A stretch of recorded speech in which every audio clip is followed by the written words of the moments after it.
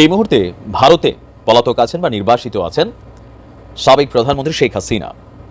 আওয়ামী লীগের যারা নেতাকর্মী আছেন, আপনারা মোটামুটি একটা সুসংবাদ না দুঃসংবাদ আমি জানি না এটা কোন সংবাদ হবে, শেখ হাসিনা যে কোনো সময় বাংলাদেশে আসছেন। তবে তিনি তার নিজের ইচ্ছায় আসার চেয়ে, যেটা এই মুহূর্তে ভারতের সংকট দাঁড়িয়েছে যে বাংলাদেশের সাথে কূটনৈতিক সম্পর্ককে ঠিক রাখতে হলে আদালত যদি নির্দেশ করে বসে, অলরেডি নিয়ে প্রসিডিং চলছে, ভারত থেকে শেখ হাসিনাকে বাংলাদেশে ফেরত আনা হবে। এখন শেখ হাসিনা বাংলাদেশে ফেরত আসলে আসলে কি ঘটবে, একটু চক্ষু বন্ধ করে আমার ভিডিওর বাকি অংশটা শুনলে আপনি বুঝে যাবেন। ধরেন শেখ হাসিনা বাংলাদেশে আসলে প্রথমত ওনাকে এয়ারপোর্টে গ্রেপ্তার করা হবে, রাইট? ওনাকে গ্রেপ্তার করা হবে, মিডিয়া কাভারেজ উনি পাবেন। তারপরে কি হবে? ওনার বিচার হবে, জেল হবে। খালেদা জিয়ার সাথে যা ঘটছে, আমি এইটা নিয়ে অনেক ভিডিও বলছিলাম যে খালেদা জিয়া হয়তো একজন কাজের মহিলা পাইছিলেন, শেখ হাসিনা হয়তো ওইটাও পাবেন না। কিন্তু আরেকটা ভিন্ন চিত্র আপনি দেখতে পাবেন।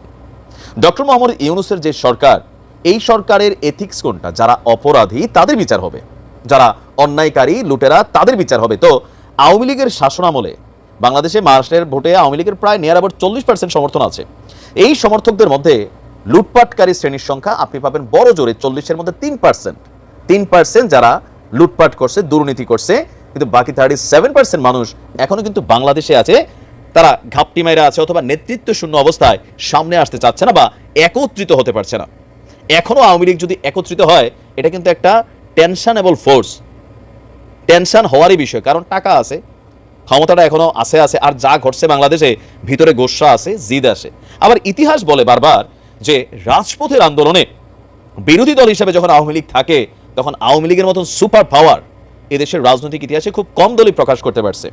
যেমন ধরেন 96-তে সম্ভবত বিএনপি কিন্তু তত্ত্বাবধায়ক বাদ দিয়ে নির্বাচনটা করে ফেলছিল, ক্ষমতাটা নিয়ে আনিছিল, কিন্তু ধৈর্য রাখতে পারেনি আওয়ামী লীগের জন্য। আওয়ামী লীগ কিন্তু খুবই এই জায়গায় শক্ত একটা খেলোয়াড়।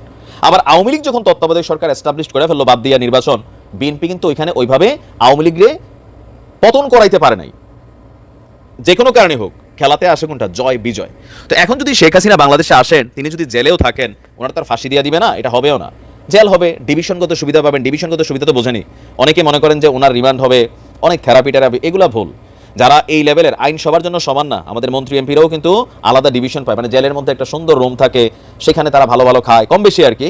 তাদের সুযোগ সুবিধা, চিকিৎসা, এখানে অনেক কিছুই আলাদা হয়, যেটা আমার আপনার মতন সাধারণ মানুষ আমরা যেরকম ভাবি ওই রকম না। কিন্তু মাঠে যে আওয়ামী লীগ শূন্য একটা অবস্থান তৈরি হয়েছে, সেটা কিন্তু আওয়ামী লীগ শূন্য থাকবে না। এখন যেমন 10 জন সমন্বয়ক বা 5 জন বিএনপি নেতা চাইলে একজন বাড়িতে গিয়া আওয়ামী লীগের একটা প্রতিষ্ঠানে আপনি হাত দিয়ে ফেলতে পারতেছেন, একজন মানুষের পিটাই ফেলতে পারতেছেন, অথবা একটা ব্যবসা দখলদারিত্ব নিতে পারতেছেন, ওইটা কিন্তু থাকবে না। কেন থাকবে না? ডক্টর ইউনূসের সরকার যতক্ষণ ক্ষমতায় আছে, এই সরকারটা কিন্তু কোনো দলকে আলাদা ফেভার দেবে না। গতকালকে শুনছেন না সোজা বক্তব্য ডক্টর ইউনূসের, আমরা কোনো দলের পক্ষে অবস্থান না, আমরা এমন একটা পক্ষে অবস্থান যেন এই দেশে ডেমোক্রেসি ফিরে আসে। তো গণতন্ত্র যদি ফিরাই আসে, অলরেডি আওয়ামী লীগের নিয়ে যে নিষিদ্ধের রিট হয়েছে সেটা বাদ, নাকি বাদ হয়ে গেছে? না, বাদ হয়ে গেছে। তার মানে এখানে রাজনীতি থাকবে আওয়ামী লীগের, এটা আপনি চান না চান। তো এর আগে আওয়ামী লীগ চান নাই, আওয়ামী লীগ চায় নাই জামাত থাকুক, তো বহুত কিছু করছে, কিন্তু দিন শেষে কি পারছে? পারে নাই। তো আওয়ামী লীগের বিরুদ্ধে এরকম কোনো অ্যাকশন নিলেও কিন্তু আসলে পারা যাবে না। এখন ডক্টর ইউনূসের সরকার থাকাকালীন 2 বছর 3 বছরের জন্য তিনি যদি থাকেন, তাহলে আওয়ামী লীগ রাজপথে আবারও শক্তিশালী হবে। এমনকি আগামী নির্বাচন আসতে আসতে তারা নির্বাচনে একটা শক্তিশালী দল হিসাবে ভূমিকা রাখবে। এটাতে ঝামেলায় পড়ে যাবে জামাত। কেন ঝামেলায় পড়বে? যদি ডক্টর ইউনূস সাহেব 2 থেকে 3 বছর পরে নির্বাচন দেন, জামাত যদি তাদের দলগুলোর সাথে, ইসলামিক দলগুলোর সাথে একত্রিত হয়ে নির্বাচনে না যায়, তাহলে কন্টেস্ট কিন্তু আবারও one kind of Awami League বিএনপির মধ্যে হবে। দ্বিতীয় আসনটা জামাতও পাইতে পারে, বিএনপিও পাইতে, আওয়ামী লীগও পাইতে পারে। বিএনপি জয়ী হবে, এটাই সবাই বুঝি, আমরা জানি, অথবা জামাত জয়ী হইতে পারে। তো সবকিছু মিলায়া পররাষ্ট্র মন্ত্রণালয় থেকে বলা হয়েছে ভারতের সাথে এই বিষয়ে কথা চলছে, আমাদের আদালতেরও নির্দেশনার ইস্যু আছে। তো আদালত থেকে যদি নির্দেশনা চলে আসে, তাহলে তো সেই ক্ষেত্রে শেখ হাসিনাকে ফেরত চাইবে বাংলাদেশ। আর ভারত তো তাদের প্ল্যান এ বি সি অনেক কিছুই রাখছে। তো সেখানে হতে পারে যে শেখ হাসিনাকে বাংলাদেশে পাঠিয়ে দিতে পারে, কারণ তিনি আসলে বাংলাদেশ আওয়ামী লীগ আবার জীবিত হবে। তিনি না আসলে এই রাইট নাও সিচুয়েশনে বা আগামী 10 বছর আওয়ামী লীগ কিন্তু আর জীবিত হইতে পারবে না, কারণ নেতৃত্ববিহীন অবস্থায় দল পড়ে গেছে।